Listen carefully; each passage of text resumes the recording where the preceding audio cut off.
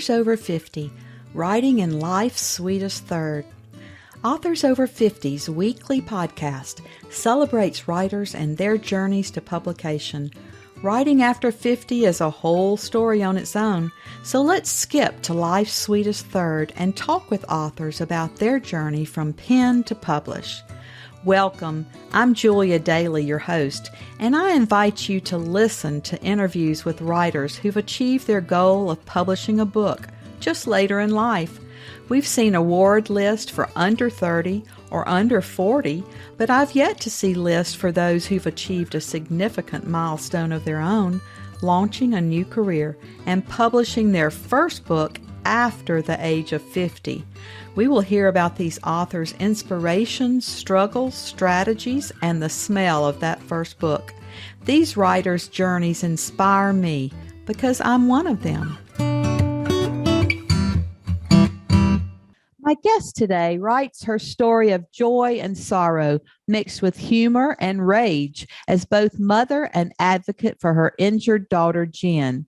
Emotionally invested in her narrative, she had the advantage to write in raw detail about the triumphs and heartbreaks that follow her main character. My guest witnessed firsthand the battles that come when a person is the most vulnerable, but also saw the gift of human kindness and the difference it can make in another's life. She lived the story. It was hers to tell. She hopes that her journey lived through her daughter's injury will help others understand the lessons that can be learned from tolerance and gives hope to families whose paths have also been darkened by tragedy. Welcome to Authors Over 50, Barbara Rubin. Hi. Thank you for having me. Barbara, our opening question on Authors Over 50 is always, so what took you so long to write a book? Well, you can't write a memoir while you're living it. And there's a long time span that is covered in my book. And then there's a lot of years of healing that were also required for me. And I think for many people that are writing a memoir. So that's why before this particular story happened and developed, there wasn't really a story to write about. It was just a very normal, wonderful life. Well, tell us more about that story. Well, my book is, really a lighthearted account of my daughter and I's journey through this traumatic brain injury that she suffered. And there's ups and there's downs, and I try to bring the reader along on my journey. But the really unique thing was that my daughter, after her injury, had a disability of not having a method to communicate. So it's through her quirky personality and the quirky personalities of some of her caregivers that we have a story that I think is compelling.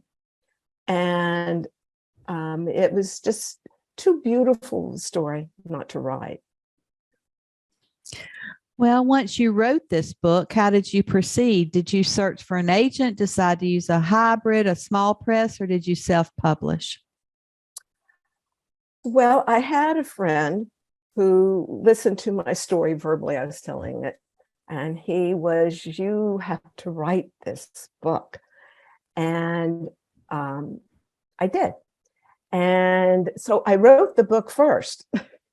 And then I had to figure out what to do with it. And it sat on the back burner for quite a while, doing nothing, until another friend told me I really needed to go to the San Francisco Writers Conference. She was familiar with that conference because she lived in California. And she said, you need to learn about the industry. You need to learn what the possibilities are and how to proceed with it. And she also encouraged me to be in touch with the National Association of Memoir Writers, which I did. And they really helped me develop the story, make it far more readable. And So I did it backward, but it worked for me. And truthfully, had I known all the steps and the process that I would have been faced, I might not have written it. So for me, it worked. But would I advise everybody to do it that way? Probably not. Did you keep journals throughout this journey? How did you get your words on paper? Are you a morning person or a night person? What's your writing routine? Well, believe it or not, I'm an afternoon person. I like to have a cup of tea in the afternoon, take a break, sit down, put my legs up, relax. And that's when I did a lot of my writing. And there was also COVID, which provided a lot of opportunity to just hang out and do this kind of thing. But I wrote when I had the time, when it was convenient. I didn't have a schedule. Again, I didn't do it the way most writers do the writing. They usually have a set time. This is when I'm going to do this. That was not the way I proceeded with it. Well, tell us more about the publishing journey for you. It's been an interesting process. Being a newbie, I really didn't know about the industry. I had a lot to learn, and I like learning. So that was a real plus for me. Everything from the punctuation changes since I was in school type thing to get a manuscript in the proper format. But I loved it, and I am still enjoying it. What about editing? Do you enjoy editing? What process did you choose to do there? Editing. Well, I think like every author, you sometimes really hang on to the words that you've written and are reluctant when somebody tells you, you got to scratch this. This doesn't work. Or this section, we already got it. You need to drop it. But what I usually did was take a breath and realize the editors that I was working with really knew far more than I did. And it was my job to learn and to listen. And they were absolutely right.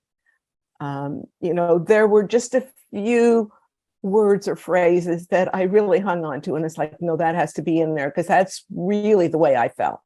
I can't sugarcoat that, or I can't switch it around. But it's a laborious process, but it's necessary. And it really brought out the best in me as a writer. So I really appreciate it. The first one to do any editing was my husband, and God bless him. I mean, he read that draft so many times and, really would say, you need to develop this scene more, or that type of thing, which was really helpful. And then the professional editing, really gave it the nice structure that it has.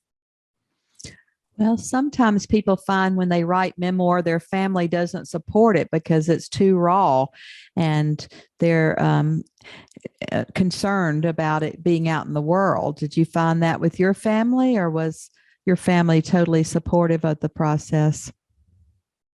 Totally supportive. I mean, there is nothing revealed about anybody in the book that's bad, except maybe the driver of the vehicle that hit my daughter's vehicle, but I don't name that person. And, and maybe one lawyer that was involved in a court battle. And again, I don't name that person. But, the people that are named all agreed to have, the story told about them.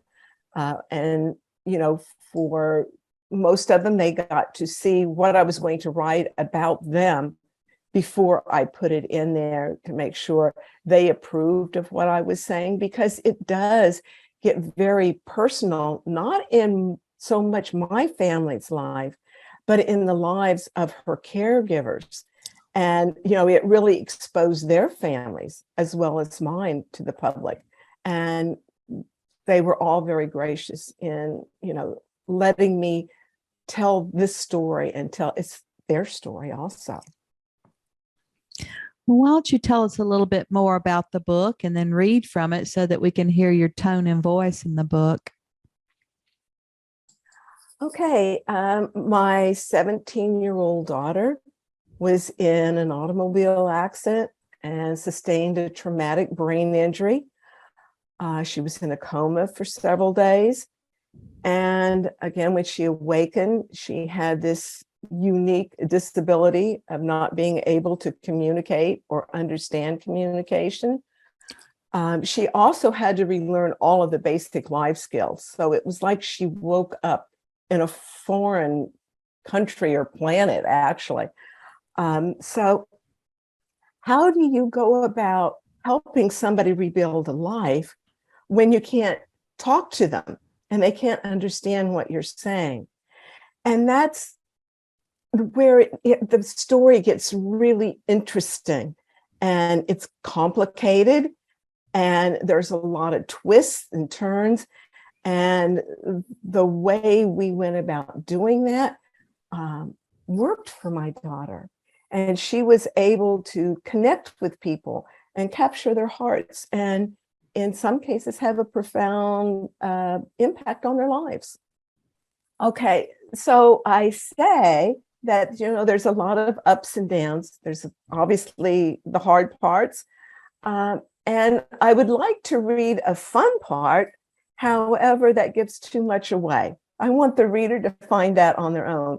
So I'm going to read a hard part. I'm going to read what it was like when I first saw my daughter in the hospital room.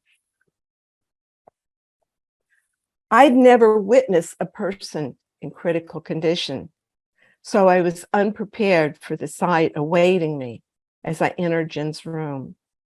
Machines monitored her heart rate and pulse.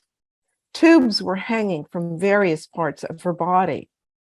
My beautiful daughter's face was severely bruised, and her flawless skin was swollen. Her cascading blonde hair was matted with blood, and there was a nasty cut over one of her eyebrows above her closed eyes. Blood seeped through the bandages on her right hand. Her breathing was shallow, and the only movement I could see was a slight rise and fall of her chest beneath her gown. That was too much for me to take in. I moved forward in slow motion, each step affirming the reality of this terrible trauma. The only sound I heard was the beeping of monitors. In my mind, the 10 steps it took to be by Jenn's side stretched into a long corridor of void as I approached her bedside. All I wanted to do was to touch her, hold her, and make all the bad go away. We only had a few moments alone with our daughter before doctors arrived to explain that Jenn had suffered a traumatic brain injury and was in a deep coma. I began to understand that her life was a fragile step away from death. Wow, Barbara, you have described every parent's nightmare. Worst nightmare. Yeah. How long do you think it took you to write this book? It took me a little over a year to write it. And then there was a year of editing and rewriting and rewriting and rewriting it. Well, do you have any other books in you? At this point, I don't know that I do. I have to get through the whole launch of this book and, give it all my energy and focus. But, what is the next chapter in my life? Does that include another book? Maybe. What publicity have you been doing to try to promote the book, or what do you have planned that might work for our readers and listeners? Okay, my book came out October 4th, so it is out there and available now. And Publicity is not an author's favorite thing, me included. But, it's necessary. You can have a beautiful book, but, you have to get the buzz out. So I did hire a publicist. I did start using social media, which was new for me. And, we're going to have to see where all this publicity gets me. I really just want to reach as many people as possible, because I do think that, people can be inspired by it. I think, if they just like a human interest story, they're going to find it, fun, or, at times sad, obviously. But, publicity is a whole part of the industry that you have to accept and go with. Well, was there anything that you edited out of the book that you just couldn't place in the book, or that ended up on the cutting room floor? Yes. Jenn had many caregivers. I talk about 3 in the story, but there were many others, and they were wonderful. They deserved, recognition, but for the structure and for the length requirements for a memoir, you have to really focus on the ones that tell, the story and help it, have good structure. Sure. What do you think was the best money you've ever spent as a writer? Attending the San Francisco Writers Conference, putting the money out for that. And, also, going to the National Association of Memoir Writers and use their editing staff to get my memoir, good for submission. That was money well spent. Do you think writing this book has changed you in any way? That's an interesting question.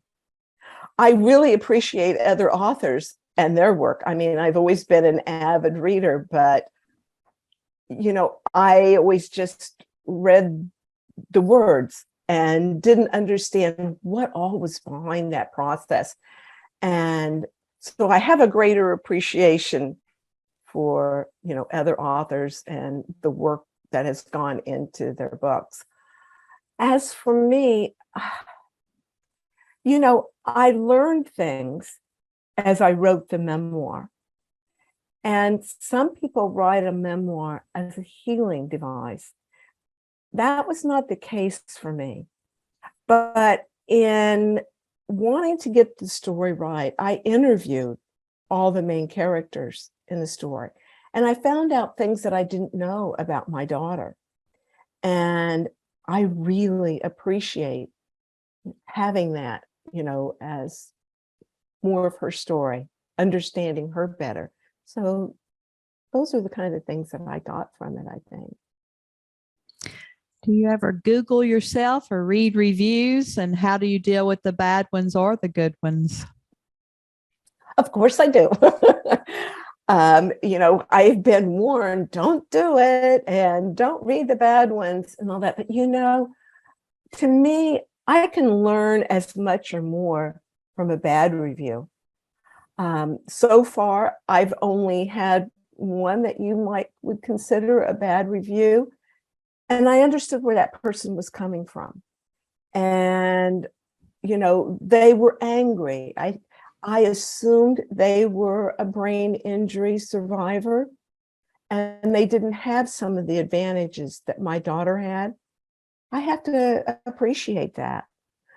But, for me, the thing that I could do for the people who have brain injuries, or people who have family members, or, a community that has disabled people in it, was to tell Jenn's story that, shows tolerance and empathy.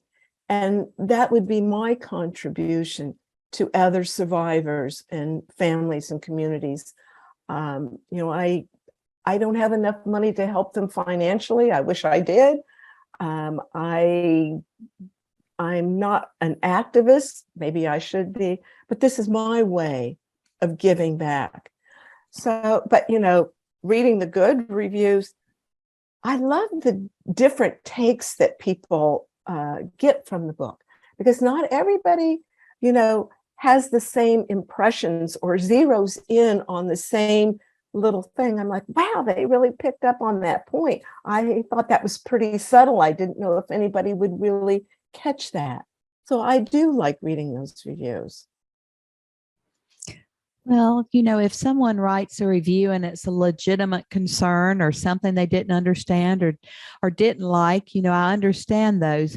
When you get a 1-star review because somebody said they didn't like the way the book felt in their hand or something like that, that just drives me nuts. I think you obviously haven't written a book. You haven't spent your hours and blood, sweat, and tears over this book. And I just hate when people, maybe they're just trolls on the internet that give bad reviews, but I certainly now I do not give less than a 4-star review to any author. I just won't do it because they have spent so much time and effort in that book. Better to not give any review or stars if you don't like it. And if you like it, absolutely a 4 or 5-star. And it was interesting. I have 1 star. And my daughter was very offended by that and started kind of tracking this person down. And she said, she only gives 1 star. It seems like every book she's ever read, she hates. Maybe she is just a troll. Who knows? But you can't let those kind of things get under your skin. You have to take the good reviews that come in, because not everybody is going to like everything that's out there. And, the hope is that you get some people who got something positive from your book. And I've already had those kind of reviews and comments. So I feel very fortunate and rewarded for that. It is very rewarding when a total stranger, not one of your friends, not one of your family members, but someone you've never met who loves your book and who raves about your book. That's just such an accomplishment, I think. We can't evaluate our work ourselves. We try, and you do the best you can, but you really can't subjectively look at it and say if this is good or bad or whatever. And sometimes knowing, did I develop that character well enough? Did I give too much detail or not? So, yes, when these strangers validate your work, that's awesome. I think so too. Do you make time to read for pleasure? And if so, what genres? I love to read. Decades ago, I loved novels. And then I think after I've read my first nonfiction, I was hooked. A true story to me, has so much more impact than the fiction. In a true story, I think one of my first books was Seabiscuit, the Racehorse. And knowing, in a fiction, of course he won. But when it's a true story and this underdog wins, I'm like, that's amazing. So, the memoir in nonfiction has become my favorite.